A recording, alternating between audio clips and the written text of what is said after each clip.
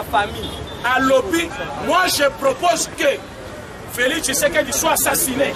Félix Tshisekedi azali na mandat ya baki ya mobilité, azali na mandat ya Nzambe.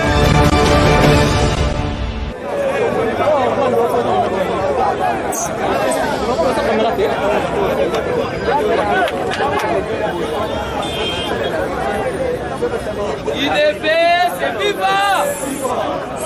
C'est ça. IDP, c'est vivant. Je vous demande une chose. Veillez vraiment, vous prêtez vos oreilles. Pourquoi parce que vos oreilles plutôt? Pourquoi parce que Makambo on a dénoncé Sikoyo.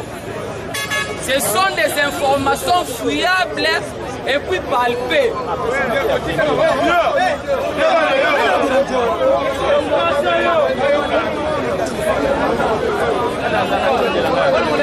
IDP, c'est vivant.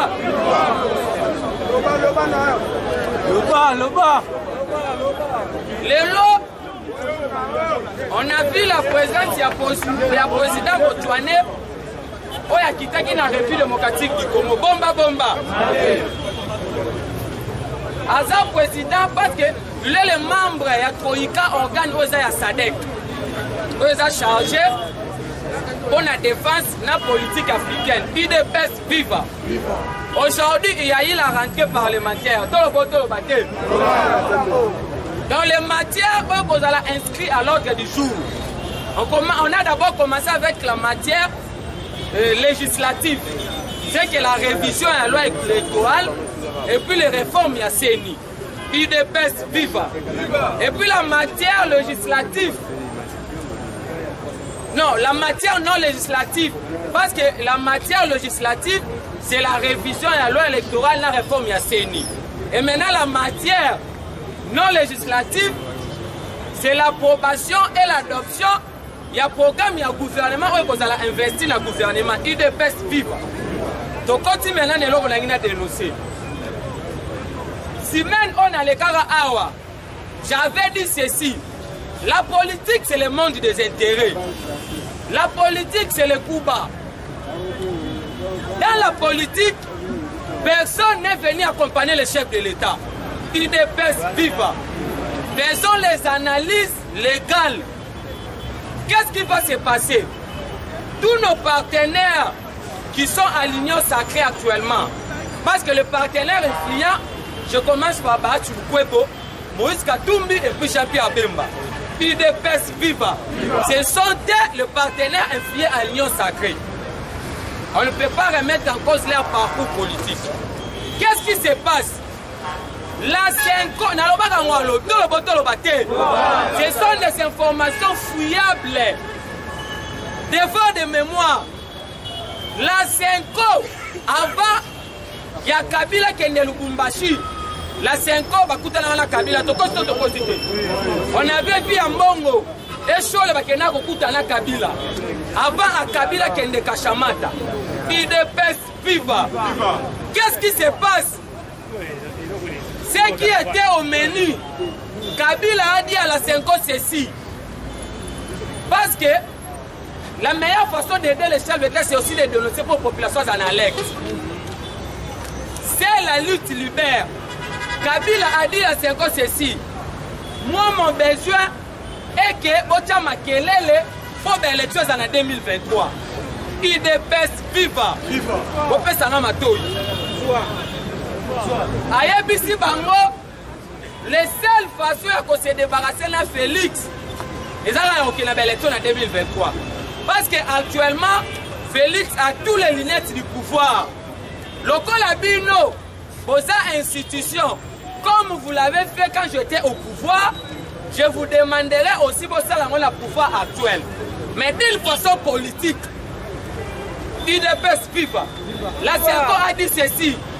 Actuellement, avec les premières vagues à Covid-19, on ne sait pas encore s'il y aura des élections par rapport à Benjamin de l'air. Kabila leur a dit ceci. Je mettrai tous mes moyens financiers. Si le gouvernement dit que Bazana Mbongote, Bango va tout nier. Et quand c'est passé dans le Lénine, alors je virerai l'argent à compte de Bino Senko. Il dépêche viva. Viva. Kabila Longo qui chasse à quelque chose Kachamata. Il dépêche viva. Comment ni un mongo? Na Lubumbashi. Maye ni na Kapamba te. Moïse Katumbi. Quand Kabila est arrivé à Lubumbashi, qui va rumeur que Katumbi a coupé na Kabila. Il y a eu des rumeurs. On sait comment est-ce que Mokanabisi fonctionne. Parce que les rumeurs, c'est aussi une source d'information. On va passer à la communication. Il dépêche viva. Qu'est-ce qui se passe? Amongo est allé se raconter encore avec Joseph Kabila dans Lubumbashi. En présence de Moïse Katumbi. Kabila leur a dit ceci. Ôtez le voie à recensement. Pour influencer la population. En fait, à toi qui n'est qu'à l'élection. Bango, Kabila a dit que je vais donner 25 millions de dollars na compte Nabino. Kabila qui est Dubaï. Il dépêche viva. Il y a des gens qui ont dit ici que non, Kabila a Kendaki pour la conférence il y a l'ancien président. Il n'y a pas eu de vidéo. Voire même des images où Kabila a sali conférence. Alors, une moitié à Fortune, il y a Joseph Kabila et à Dubaï.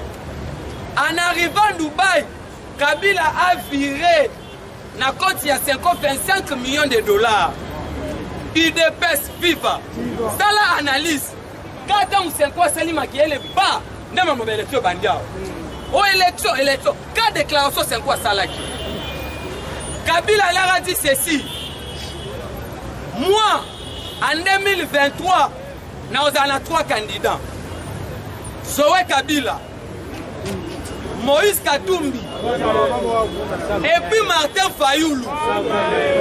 Donc nous arrivons, il dépêche viva.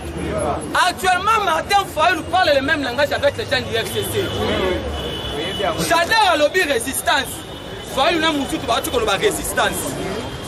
Ne négligeons pas d'abord. Parce que si actuellement, on n'a pas encore un nouveau gouvernement, c'est l'ensemble de Moïse Katumbi. On repère ça dessous des cartes. Il dépêche viva. Kabila et M. Bango Boye. Parmi les candidats, on a 3 candidats. À lobby, parce que poste ya Séni sikoyo resonga l'église catholique. À lobby, na tête ya Séni, il faut pas ça. Mosengo Passinia. Il dépêche viva. Je vais vous le démontrer. Quand Kalelo n'a pas quoi. Costa Moutamba no chèque. A où tu connais la déclaration, c'est un conseiller Joseph Kabila. À lobby, nous les FCC, restant derrière Kabila, nous allons soutenir la candidature de Mosengo Passinia. Il dépêche viva. Allez-y vérifier. Les lots. A où tu connais la déclaration, nous allons soutenir la candidature de Laurent Mosengo Passinia. Qu'est-ce qui va se passer? Il sait déjà que en mettant Mosengo, parce que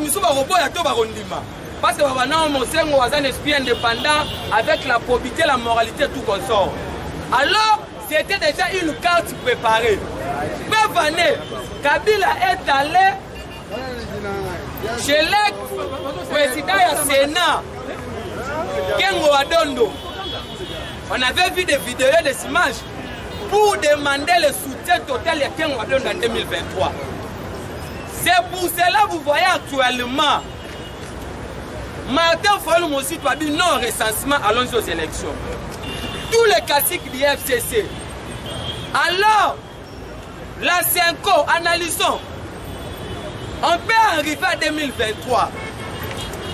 Bemba et Katumbi ont des ambitions politiques. Personne n'est venu accompagner le chef de l'État. Ce sont des gourmands politiques. Je vais vous le démontrer. Lobby et les actes envoient les déclarations. À lobby, jusqu'à preuve de contraire, on n'a pas encore déposé notre liste. Il y a un gouvernement et pas premier ministre. On lui a posé la question pourquoi. À lobby, on doit tirer les choses au clair. Le premier ministre doit nous dire à peu près combien de postes ministériels. Et puis, le ministère Nini. UDPS viva. Viva. Lusu Lukoya Ali. Yalis. Et puis ma poste nini. Parce que jusqu'à preuve de compter, il y a encore un flux à l'Union sacrée. Ça, c'est les États. Papa Molière, hier encore, sur Top Congo, a lobby la personne qui est en train de bloquer l'Union sacrée, c'est Jean-Marc Kabou. UDPS viva. Viva. C'est preuve à nous, qui lobby na installation ya Fédération Lukunga, autre Zakina Augustin. Alobaki Ango. Alobi actuellement l'Union sacrée. Il y a d'autres gens qui deviennent Tshisekedi, c'est plus que faut même Bisso. Vraiment. Il faut analyser. Moi je dis toujours sous. Ne pensez pas que tous ces gens-là ils sont venus soutenir le chef de l'État. UDPS viva. Viva. Alors, une partie de la population, il y a déjà qu'avec ce gouvernement, nous allons nous retrouver. Mais après la sortie du gouvernement, il y aura des frustrations. Plus de 7 et quelques partis politiques, mais 45 ministères. Basile Olongo est tenté de déclarer des postes. De l'autre côté, Moïse Katumbe exige un poste nini. C'est pour cela que le gouvernement fallait que la semaine passée. Parce que le premier moutir est déjà la messe chef de l'État. Le samedi et le dimanche, le président de la République s'est rencontré avec le premier ministre. Le samedi, c'est Naboutou. UDPS viva. Viva. C'est pour cela que vous voyez le silence de Joseph Kabila. Qu'est-ce qui se passe? Les transfigés au l'Union sacrée. Des gens comme Bestil Mika jamais. Ma tête en fogno dans l'Union sacrée. On a place de Calais Bassa, on a une Union sacrée. Alors, mais comme Bongo, des gens qui ont des dossiers, ils pensent que l'Union sacrée c'est une blanchisserie. Alors, ce n'est pas ça le vrai problème. Caleb actuellement, Caleb est allé se raconter avec Kitengeyes. Il était avec Adolphe Louman, l'ancien ministre de la régime à Kabila. Caleb dit ceci. Vous êtes le haut représentant du chef de l'État.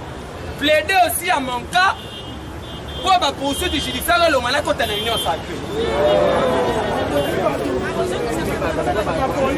UDPS viva. Viva. Qu'est-ce qui se passe? Allez-y d'abord coopérer avec la justice. Actuellement, Caleb est introuvable. Je dis toujours cette chose. Vous donnez des informations, c'est bien. Mais il faut aussi vous faire des analyses politiques. Comprendre les agents de l'air. Moi, je n'accepterai jamais personne pour te dire que non. Actuellement, Félix, de notre côté, il y a des gens qui travaillent jour et nuit pour le chèque du président de la République. Tu sais que le père Abandé Koloba, seule la lutte libère. C'est avec la lutte qu'on a rempli l'accord FCC Cash. Aujourd'hui, nous sommes dans l'Union sacrée. Luce le collègue Ali, alors il comprend déjà que non, comme le président de la République Kinko Lalobaki, c'est actuellement que j'ai la clé alimentaire et sociale à Congolais pour le nouveau gouvernement la Bissau. Qu'est-ce qui se passe? On a lancé un avis de recherche pour la Caleb Mouton. Caleb a coopéré dans la famille. Les jours où Caleb a l'équipe de Radio Kapi, où Caleb a dit que non, ma résidence a été entourée par des policiers lourdement armés. C'était faux. On a sali une déclaration dans Radio Kapi. Un journaliste à Radio Kapi a tenu un reporter. On a Caleb dans la résidence n'a été. À qui m'a dit résidence à qui la résidence à moi l'année à moi si. Moi l'année à moi si c'est une députée nationale. Caleb va coopérer avec sa famille. Que ngana kima, bino bosa la déclaration. Je reste que déclaration là-bas. Déclaration à famille à Caleb. Nous demandons au chef de l'État. Notre papier est introuvable. Pour cela, nous demandons qu'on puisse arrêter de poursuites judiciaires. Pourquoi? Parce que c'est lorsque la justice a lancé ce mandat d'arrêt à mon papa la Bissau à Kimi. Nous demandons, alors, comme Babeti, on a lu ma déclaration, UDPS viva. Viva. Quand Caleb a envoyé Moïse Katumbe à l'époque pour aller se rencontrer avec son juge naturel, là, il n'y avait pas question à nous. Mais le long Caleb a peur de se présenter à la justice. Tandis que Yemora Zaki Nzambe à Makambouana. Boya Keloko. bato ya PPRD bakangaki baba donneur de leçons. Balobi que Caleb akoki ko se présenter devant justice. Pourquoi? Parce que Zalaki ko contrôler la sécurité à l'État. La constitution de la République dit que le chef de l'État c'est une personnalité sacrée. Devant la justice c'est le magistrat suprême. Devant l'armée c'est le commandant suprême. Ce qui me konzamboka, est censé protéger son intégrité. Il a un juge naturel. Il dépasse viva. La constitution dit ceci. Les juges naturels, le chef d'État va dans la cour constitutionnelle. N'est le premier ministre. Un président de la République a été interpellé pour peut-être la violation flagrante de la constitution. Ou soit le président a déclaré guerre sans pour autant bien sa parlement, la Sénat, la Congrès. Ou soit ceux qui présentent une partie en Moka sans pour autant informer l'institution. Le président est redevable de la justice. Ceux qui président numéro 1 à ça redevable. À combien plus forte qu'un ancien agent n'a pas interpellé. Il dépasse viva. Sarkozy, ancien président français, qui détenait toutes les informations, interpellé à la justice et puis condamné. Parce que la Constitution dit ceci, la personne qui est le mieux informée sur toute l'étendue de la République, c'est le chef de l'État. Mais le chef de l'État est interpellé à la justice. Alors, le problème c'est quoi?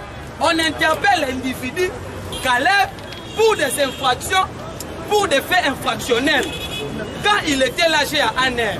Mais les gens du FCC vont te dire que non, Caleb n'a pas droit de passer à la justice. Pourquoi? Parce qu'il faut qu'il y ait un conseil national de la sécurité, parce qu'il risque de dévoiler d'autres secrets à l'État au Kouta. Qu'est-ce qui se passe? Ce sont des gens qui ont déposé des plaintes. Les magistrats instructeurs à Robin Ararayo, à sa mission par rapport à la plainte qu'on va déposer.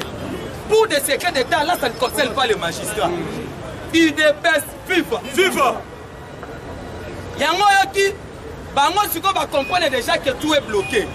Matin tamponu, actuellement, il y a des vidéos. Moussale, bêta le chef d'État mabo matas. Moussale ça vient de Bukangalonto.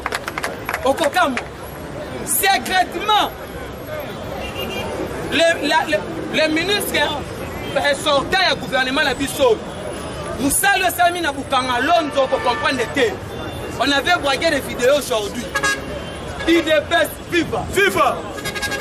Yango, il faut qu'on explique à la Batumatam. Batubalobi que depuis que tu sais que dans ton pouvoir, il y a un dérive dictatorial, donc comme il a pensé unique. Il y aura ce qu'on a assemblée professionnelle et fonctionnelle. Balobi que le président de la République a dit Batupova quoi ça zoé. Non, ce n'est pas ça. La loi dit ceci. L'organe délibérant, c'est l'Assemblée provinciale. Le pouvoir exécutif, c'est le gouverneur. Mais le gouverneur, c'est le représentant président de la province Ouana. Le gouverneur est porté d'ici d'une majorité provinciale. Dans les 48 députés de l'Assemblée provinciale à Tanganyika, 28 ont adhéré à l'Union sacrée. Automatiquement, il faut quoi? Parce que le gouverneur est porté d'une majorité à l'Assemblée provinciale.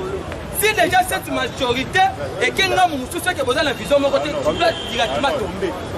C'est pour cela que quelques députés ont fait une déclaration disant que non, pour soutenir la vision du chef de l'État, ils ont adhéré à la vision de l'Union sacrée. Minorité, ils ont aussi mal sous Soweto. Qu'est-ce qui se passe dans Tanganyika? On a trouvé les monnaies shilling. On a trouvé les monnaies qu'on appelle shilling, monnaie à Tanzanie. Dans la poche, il y a Adef, on va faire des sababomines à Tanganyika. Il dépasse viva. Tanganyika, et ça porte d'entrée, il y a Adef, il y a Tanzanie, il y a Zimbabwe. Il y a même dans le quartier général de Bangokuna. Il dépasse viva. Les mêmes Tanganyika. Il y a un vol, il y a minéré. Dans l'opacité à contrat, où ils ont échappé au gouvernement central. Il dépasse viva. Ce sont des provinces stratégiques. C'est pour cela, nous on dit ceci. L'une des raisons pour moi, le CG a commis qu'on redynamisé parti. La politique, c'est le monde des intérêts. Hier à l'opposition, tu as la conquête du pouvoir. Le lot, tu as la gestion des choses publiques. Et maintenant, la conservation du pouvoir des Arabes. Mais comme le président de la République a la légitimité populaire, à ce stade, il n'y a pas de débat. L'UDPS n'a pas peur des élections.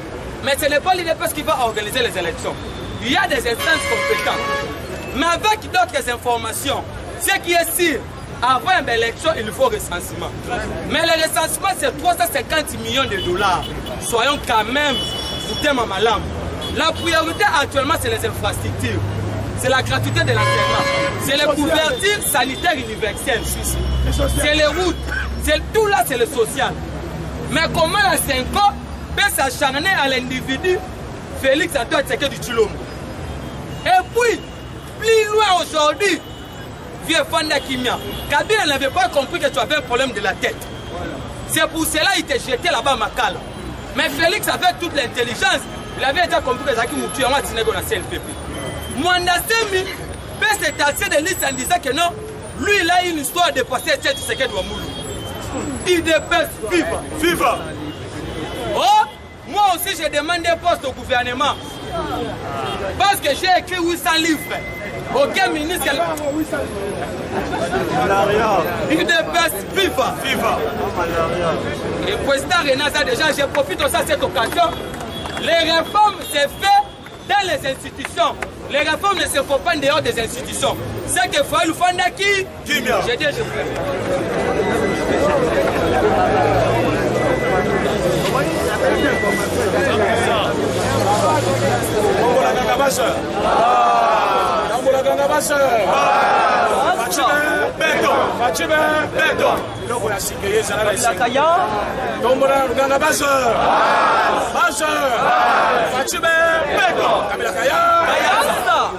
Mosusu na kosite ile susute.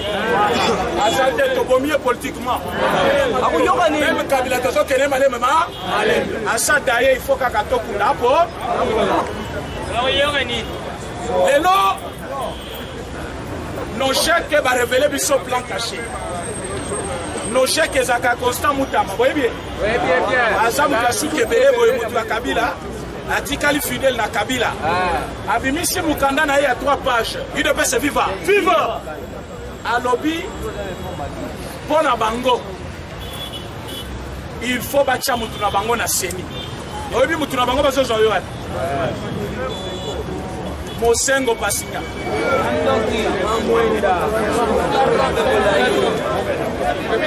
Tango toyebisa Kabila.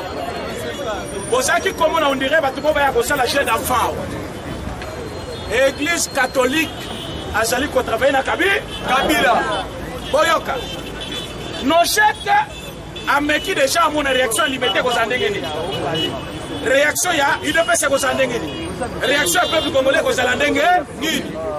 Yango mona ki bazaki ko boyoka. Makambo na zolo beleza makambo eza na train na élection. Maintenant pour toi comme une élection, oyoka qui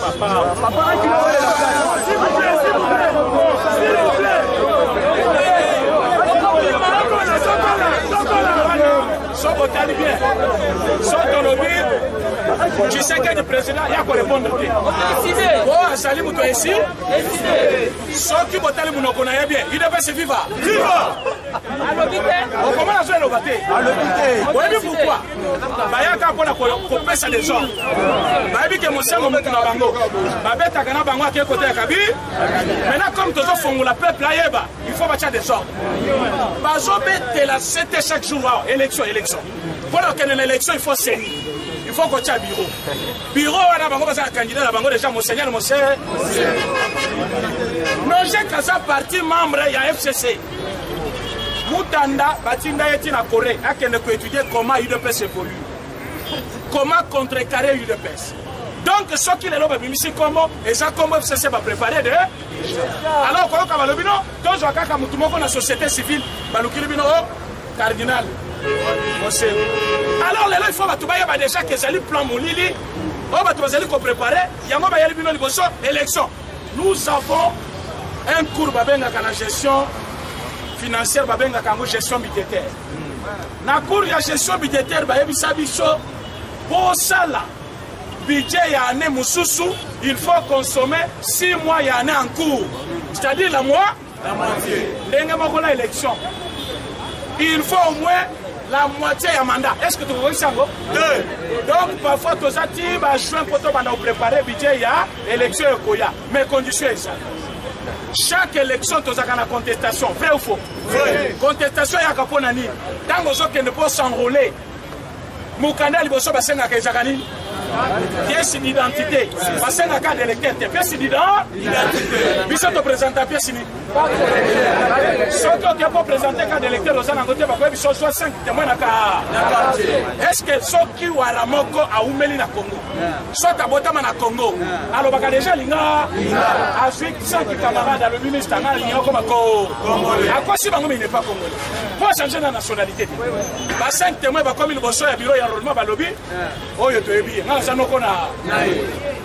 Oyo leki na ye. Oyo mwana tata masina 5 témoins qui va baisser cas d'électeur. À quel côté à ça congolais? Maintenant Félix dit ceci, je suis président chef de l'État. Il faut que chaque Congolais ait au moins une pièce d'identité. Ça nous coûte quoi? C'est notre propre pays. Depuis 1900 combien? 97.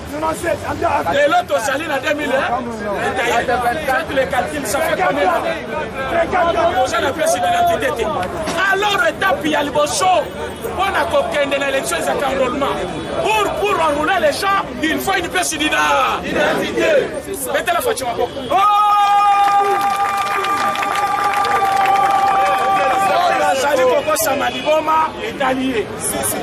Ceux qui sont se préparer les locaux d'élection, nous on a été préparés pendant 37 ans. C'est le cas que l'élection. Vous voyez combien de fois tu gagnes l'élection? L'IDPS a combien d'années maintenant? 39 ans. Tu as voté combien de fois? Est-ce que tu as aligné ma candidat à la présidence 3 fois? 4 fois? Mais tu as 37 ans. Donc nous étions préparés pour les élections. Tous ceux qui causaient l'élection. Mais tu as comme on a yango, awa sikoyo biso moko tozo organiser. Tokobanga ngonenge nini? Fachi azali elombe, fachi aigle, fachi be. Oyi asalamu kilina. Musu sabimi kuna alobi ono moi je suis professeur Yombi Soki Yombi. Azali vidéo mobima. Mes chers amis, il faut tozonge la opposition. Donc, tout ça parti au pouvoir, en même temps, nous faisons l'opposition. Parce que l'opposition n'existe pas. Ce qui ont tout dit, Fayou, Lausanne, l'opposition, le non, moi je ne suis pas opposant. Moi je suis président et. Ok, côté il y a Nani, côté il y a Nani. PPRD à lobby. Non. Bino va député dans la moussou, c'est parce que nous ça l'opposition. Alors, l'opposition, c'est Galoua. Batikeli Chol. Avec Chol, alors, c'est monsieur-là, Yombi, vous voyez bien. À sali vidéo. À 6 000 lunettes dans ma boque. À lobby bien à l'ingala makamuna soloba. À lobby, moi je propose que Félix Tshisekedi soit assassiné. Voilà une vidéo. Vidéo est ça. Bongo naye Yombi. À sali kofana na Corée du Sud. À sali vidéo à lobby, je propose que Félix Tshisekedi soit assassiné. À Lumba Kuna, à lobby na chema ina monokote na lobby. Tango biso tozotala na droit pénal moto anaza déjà ça assassin basaka na nini Maman Toumbanzenza vice premier ministre ministre des affaires étrangères moto anaza na passeport congolais avant comme en Corée aza na passeport ya Congo donc voyez bien place ça il faut qu'on passe un mémorandum d'ambassadeur ya Corée. Baye la biso Yombi awa vivant. Très bien. À côté bolo. Boloko.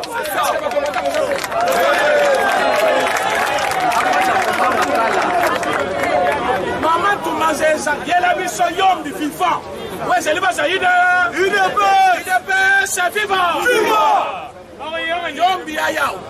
basangisa ye batuna ye ntango yo ozali koluka oboma chef de l'état ntango alobi je propose azopropose na banani parfois ke bato na ye baza deja na Kinshasa or ke chef de l'état azali kokopere na bato nyonso bamosusu bautaka Corée bamosusu bautaka Canada parfois na bato chef de l'état soloka na bango bato na ye baza deja sur yo siko olobi net camarade moko na interfédéral awa azobisa ngai to totalaki tomoni ke eza eloko te eza sentiment alobi kaka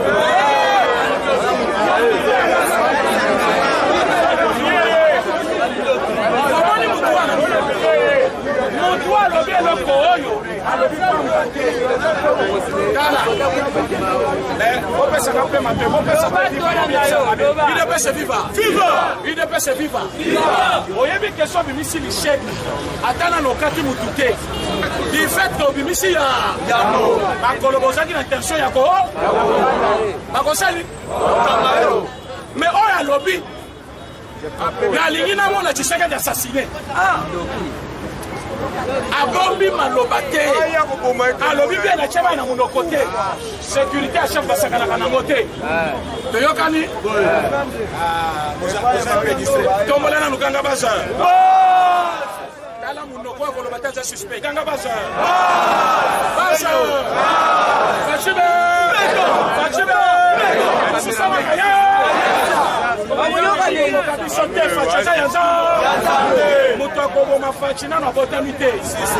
par contre ye akomemama awa vivant il faut akota boloko ye il faut samba ayebisa biso azali koboma chef de l'état mpona koyebake mutu nyonso ozali kokana chef de l'état azali kokana république mobimba mutu azali komenacer chef azali komenacer république vous savez pourquoi menace na ye ekotya mboka na kao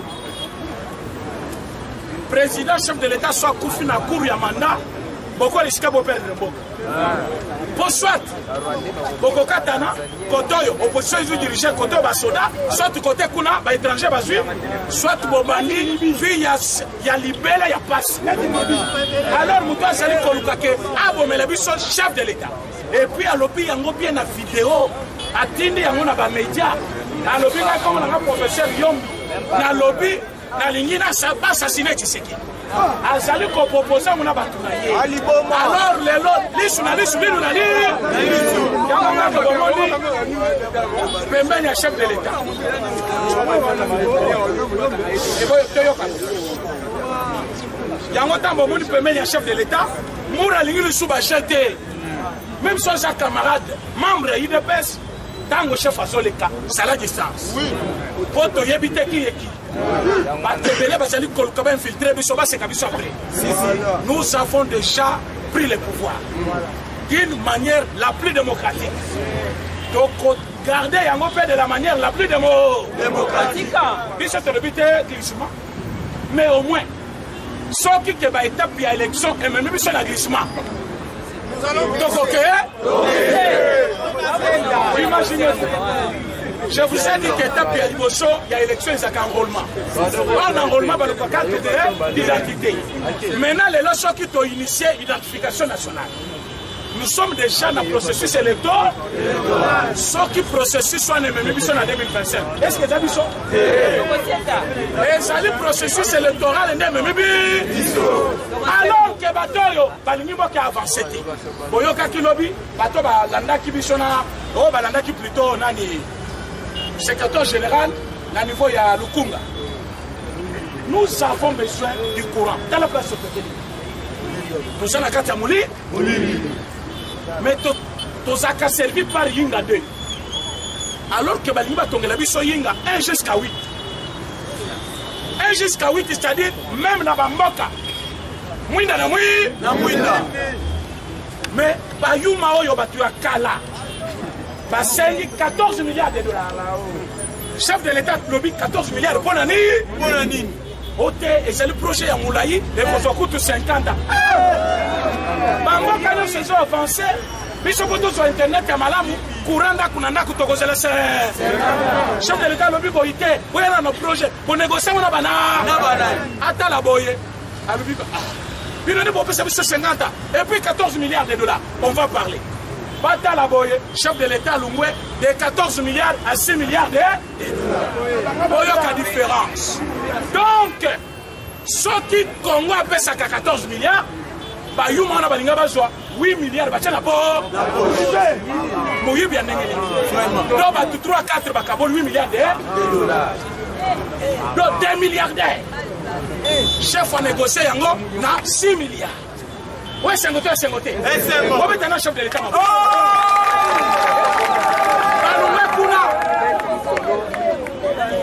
Et là, quand on est copé ça, les Congolais, 700 000 emplois. 700 000 emplois. Donc, nombre de nabino, éviter fois 100. Nombre de nabino fois 100. Donc, chaque Congolais, qu'on s'en alors que tout le monde a dit, non, au monde dit, on se dit, ça la tête à Kokou Misaye. Il y a des gens qui ont mis les aïbés. On est allé pour la construction, il y a 1 jusqu'à 8. Alors, c'est jusqu'au projet Moussou. Il y a une photo de Pigné dans le bateau à Bokangalo. Il y a des gens qui sont bons, on a besoin de mercredi, ils ont lancé le projet Chilégé. Bien. Chilégé? Chilégé, simple. Oui, il y a Makamou, il y a tribalisme. Pourquoi Bachangou Chilégé? Chilégé, ça veut dire projet pilote. La ville de Kinshasa, on veut construire 66 km. Donc, Maboulou sur Gambela, Bongolo, Kimwenza, ok, partout là, Bakosipaya, Yango, Bakititi dans la province de Mambré. Est-ce que vous avez dit que dans Chikapa, les députés provinciaux, c'est une église? Donc, Kabila Kati va province, mais après ça, Bango, infrastructure. Donc, son pasteur à Sili qui a télé à lobby, nous avons la chaîne à sec une semaine. Donc, les députés vont chaîne à sec qui fait Sili. Une semaine à chaîne. Donc, les députés vont faire un pas. Il faut que vous développez des gars. Facha décidé à lobby. On fait des banabou. Mercredi, va se lancer. C'était prévu de lancer samedi. Chef de l'État lobby a occupé. Mercredi, Zoba. On peut pas chaque qui vient d'eux. Ou Moja 1. Et ça, langue nationale, comme tu veux, ça, langue nationale. Et ça, problème, il y a langue ou tribalisme. Mais on a choisi quand même un nom. Ouais, que ça a un impact sur le plan national. On va la ganga basse.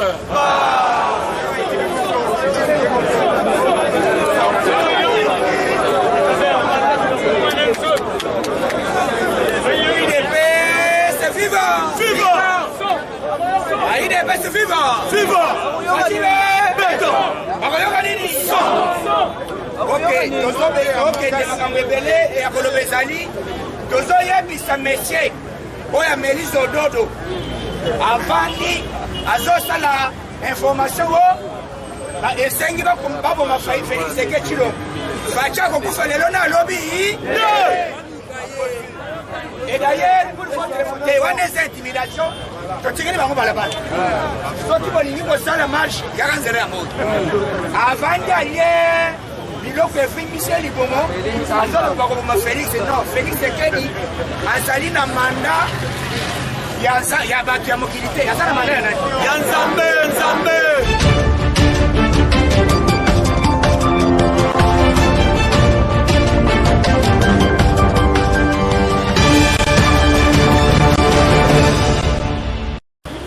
Coopérer avec sa famille. À lobby, moi je propose que Félix Tshisekedi soit assassiné. Non, Félix Tshisekedi, Azali na mandat, il y a battu à mobilité, il y a ça la mandat.